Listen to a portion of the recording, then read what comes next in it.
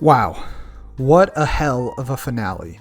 I gotta say, it has even more of an impact due to the fact that I feel like so many finales over the past few years have just straight up dropped the ball. But this one exceeded my expectations. Like and subscribe if you haven't yet, and if you're new, check out the rest of the channel and let me know what you think. Let's dive into The Penguin, Episode 8.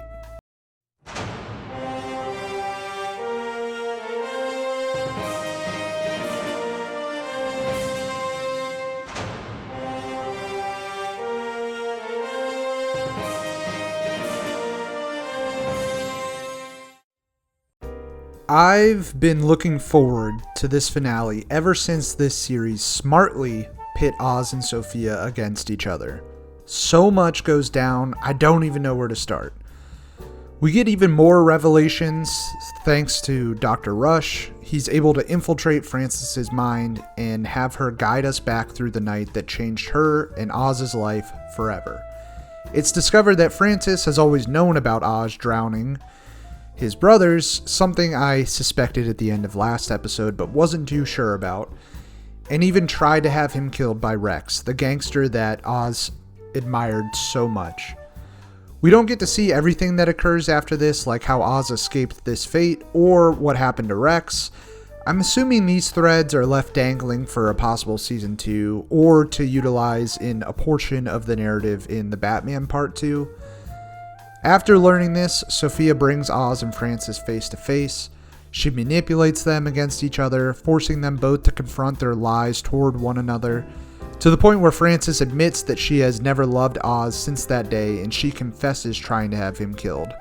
She then stabs him with a shattered bottle, sending this episode from this point on just spiraling into complete chaos. Oz, as he so often does, escapes Sophia's clutches. In the meantime, Vic tries to rally all of the gang leaders to rescue Oz, even giving an empowering speech highlighting how Oz is the one responsible for bringing them all together. He's quickly rebuffed as none of them much care since Oz lost their product and that's really the only thing they were in for. Sophia meets with the gang leaders, putting a bounty on Oz's head. Oz hatches a scheme to turn Sophia over to the police, concocting a false narrative about her and Sal's war against each other that led to the street bombing in Crown Point. Vic meets up with one of Zal's deputies and hatches a plan of his own, and in the final 10 minutes, Sophia meets Zal, who has seemingly apprehended Oz, only for Zal's men to turn on him. Vic hands Sophia off to Oz, and Oz drives her to a secluded area along the Gotham riverbank, where it seems as though he's finally going to put Sophia out of her misery, only to hand her off to the Gotham PD at the last second so she can spend her life suffering back in Arkham. Frances is left in a vegetative state following a very bad stroke, and Oz and Victor share one last drink together, celebrating their accomplishment and reflecting on their time together before Oz turns on him as well. Oz spends the last couple of minutes dancing with Eve in his newly acquired penthouse, having made it to the top as he always vowed to do. This finale was epic. After last week, the thing I was so curious about was Frances's knowledge about what had happened to her sons. And this week, realizing that she had always known about Oz's involvement and even attempted to have him killed, it was a fantastic twist. It makes their relationship so much more interesting. Oz just continuously striving for his mother's love, just constantly seeking his mother's approval, only to be ultimately denied and just tossed aside. Sophia's plan to set up this confrontation was just so devious. She just pulls the strings, pitting these two against each other, and it's a display of how her character has come into her own throughout this season, taking the knowledge and skills that she derived not only from her father, but from Oz as well. Vic is so good in what will ultimately be his final appearance, unfortunately. Rest in peace.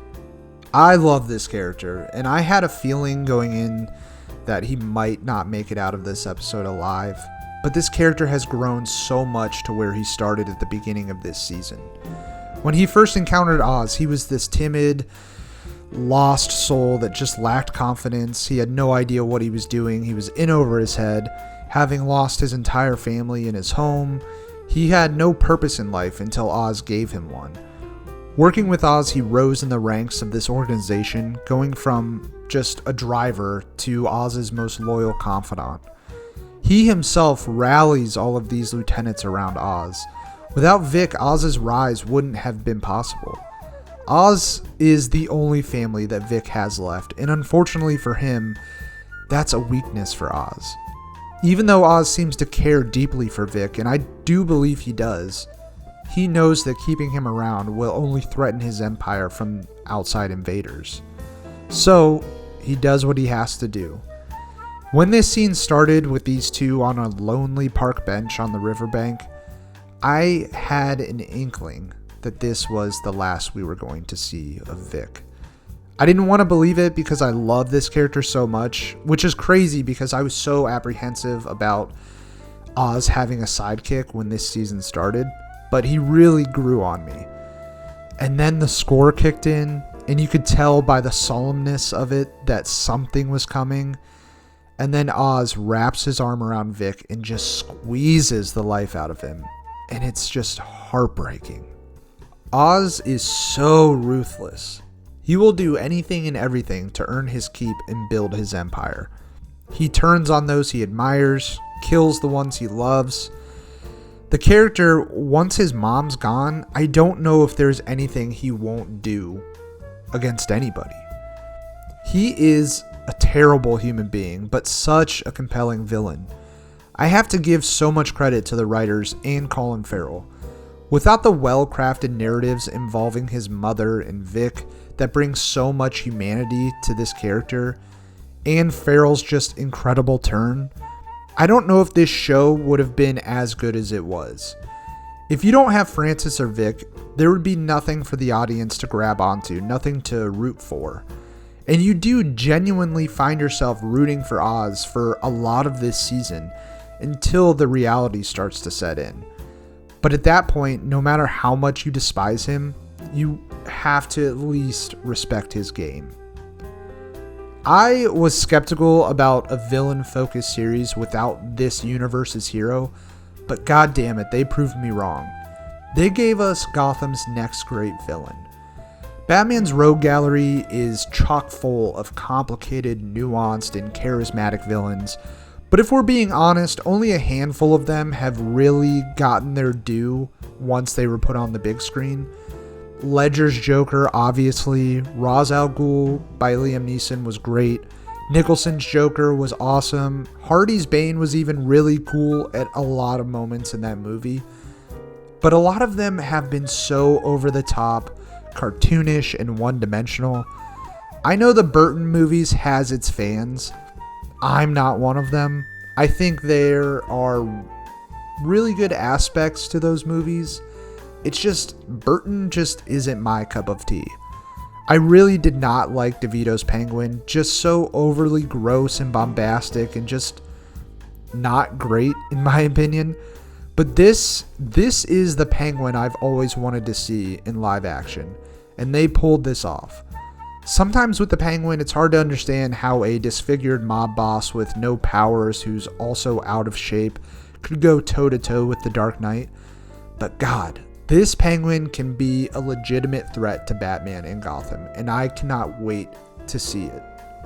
This show, this entire season was electric from beginning to end. It has been a long time since a weekly release series has captivated me like this. The narrative, the characters, the twists, they were all insanely well written. The atmosphere and aesthetic are perfect for Gotham, building off what the Batman and Matt Reeves crafted and elevating it to another level. It was so interesting getting to see a full-on mafia story play out in the world of Batman. And we cannot forget about the amazing performances. Everyone is aware of Farrell. He's obvious. Kristen Milioti as Sophia was incredible. Renzi Feliz, who is pretty much an unknown at this point, well, not now, he was amazing as Vic. Everyone in this show knocked it out of the park. It was such a blast to watch week to week. I'm not all in on these villain-focused stories. I will stand corrected on this one. But honestly, Sony should take some notes with the absolute hot trash they've been putting out in their Spider-Man-less universe. Look, all I know is that if Matt Reeves and DC want to continue to tell interesting and compelling stories like this one inside this Batman universe, I'm game for whatever they choose to do. And look, myself, I think we could go a little more fantastical with this universe. Give us a Mr. Freeze, give us a Poison Ivy. I think it'll be fine. I think they will gel well with these characters that are already established. But whatever route that Matt Reeves and DC decide to go, these really are the dark, gritty, twisted Batman stories that I've always wanted to see. And I'm so happy that they're finally coming to screen.